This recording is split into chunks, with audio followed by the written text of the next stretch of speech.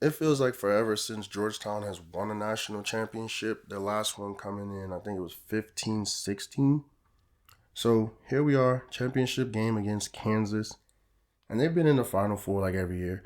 They've been deep in the tournament, but it's been a long, 6 years?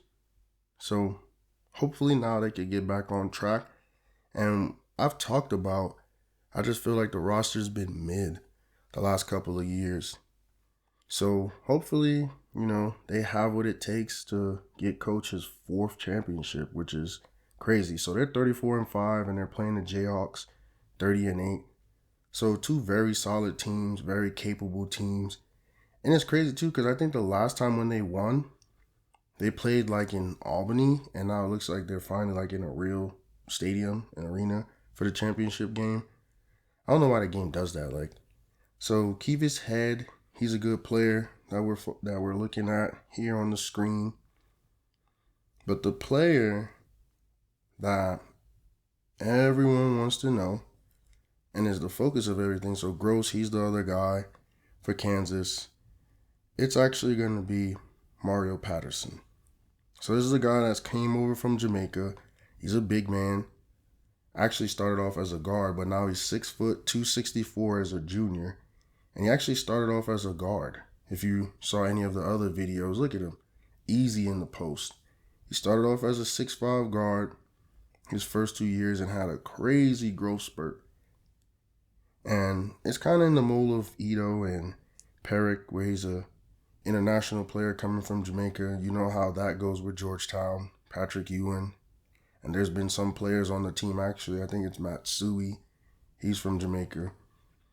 He obviously has work to do with his game in terms of the free throws, but, this is finally, again, Georgetown getting back to his roots of having a dominant center like they did with Ito. And Ito was really more of a power forward, but they had Akpon. He was solid.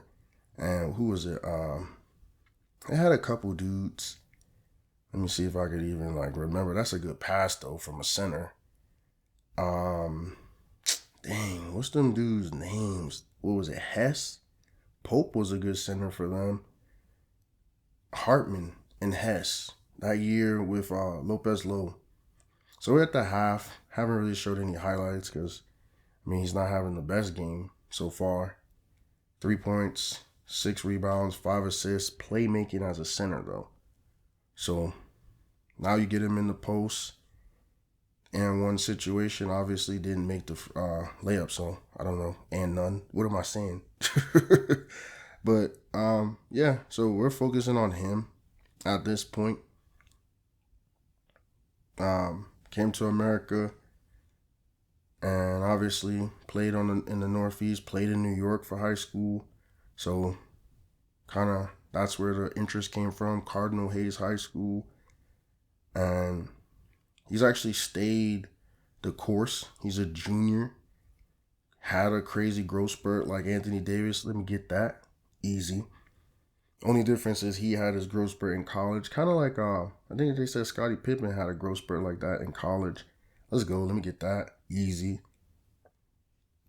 He's a solid player, though. Very, very dependable. 20 points per game type of scorer. And, come on. I like that. I feel like the game and the series has lacked big, strong dunks. Like, it's always these close little bunnies, floaters.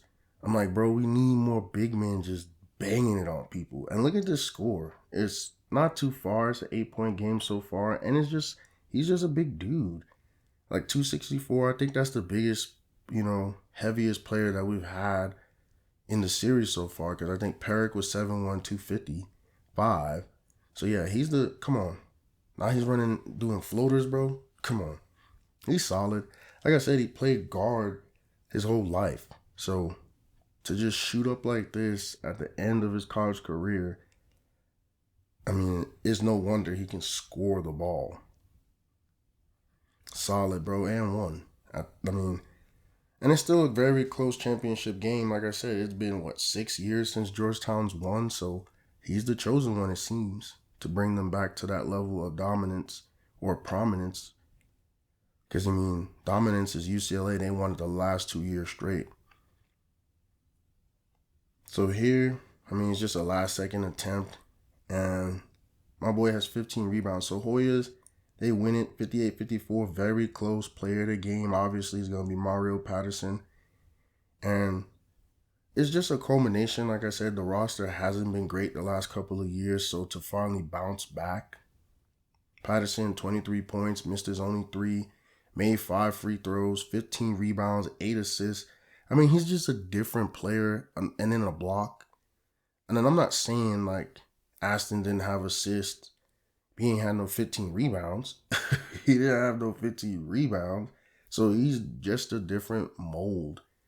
And Georgetown gets back on the board with their 4th championship, or coach's 4th, 3rd with them, and yeah, I think it's their 4th overall. So season review, they actually didn't win the conference. 35-5, 14-4, finished 2nd in conference. And that's where I said, bro, it's kind of like they've been declining, but I mean, they know what to do when it's championship time.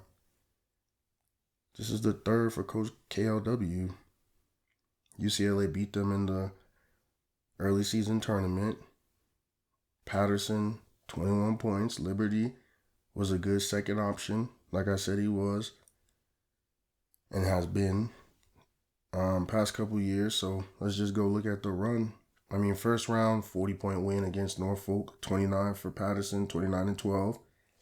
Second round, 32-8. Beating Boston College. Third round, 16-5. 10-point win, a little bit more down to earth. Close win by 4, 19-5 against UAB.